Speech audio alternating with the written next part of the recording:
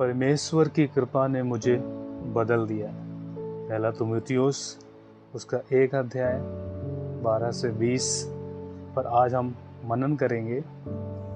दोस्तों, कई बार हम सोचते हैं, क्या मैं परमेश्वर के योग्य हूँ? क्या मेरे जैसे व्यक्ति को भी प्रभु क्षमा कर सकता है? क्या मेरे अतीत के कारण परमेश्वर मुझे कभी अपने उपयोग में ला सकता है? जो मैंने अपने अतीत में पाप करे हैं, क्या उन पापों के कारण प्रभु मुझे कभी क्षमा करेगा? अगर आपके मन में भी ये सवाल है तो आज का वचन आपके लिए। पहला तीमुथियुस 1 अध्याय 12 से 20 कहता है, परमेश्वर की कृपा असीम है। हम अंदाज़ा भी नहीं लगा सकते, हम सोच भी नहीं सकते उससे बढ़ करके परमेश्वर की कृपा हमारे लिए। हम कुछ पॉइंट के द्वारा देखने की कोशिश करेंगे। पहला पॉइंट, पौलुस की गवाही। पौलुस कहते हैं, मैं अपने प्रभु मसीह यीशु का धन्यवाद करता हूँ, जिसने मुझे विश्वास योग्य समझकर अपनी सेवा में लाया।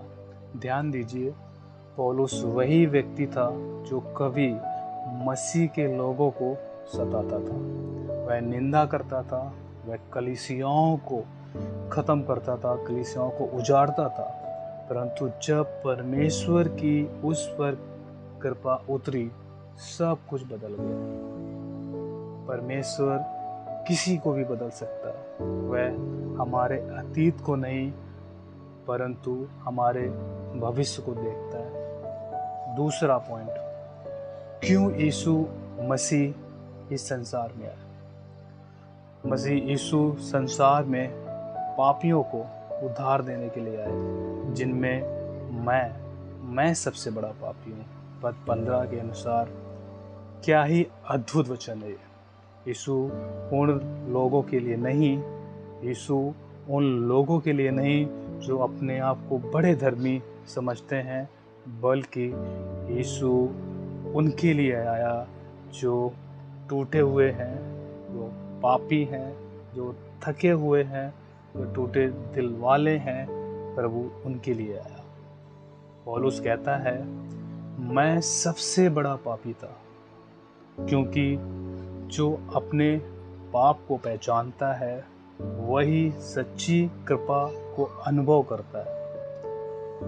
परमेश्वर की दया तब आती है जब हम अपने पापों को स्वीकार करते हैं और कहते हैं, प्रभु मैं टूट गया, मुझे बदल दे।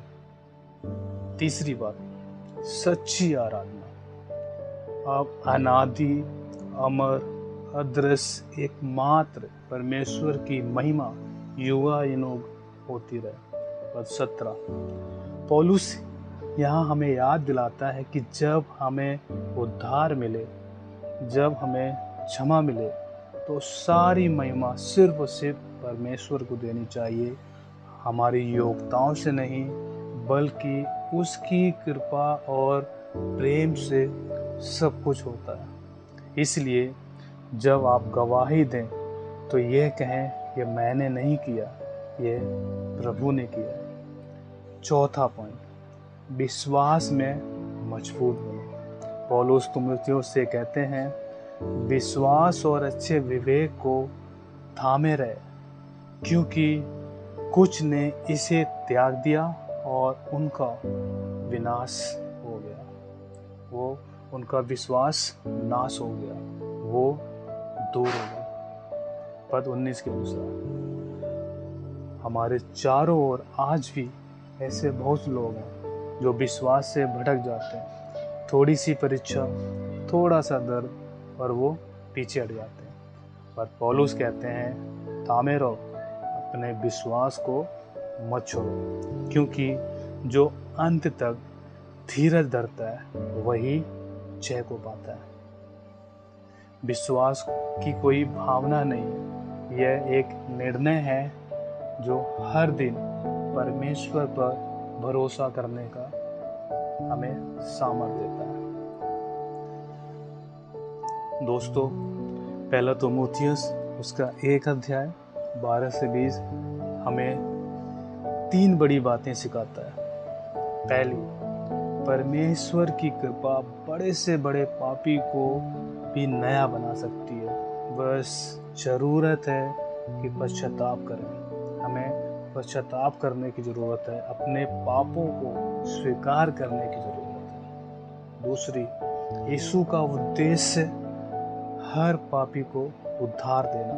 प्रभु यीशु मसीह चाहते हैं कि हर एक व्यक्ति उद्धार को प्राप्त करे। तीसरी बात, सच्चे विश्वास में दृढ़ रहना, यही हमारी विजय है। जब हम विश्वास में मजबूत रहते हैं तभी हम समस्याओं का सामना कर पाते हैं।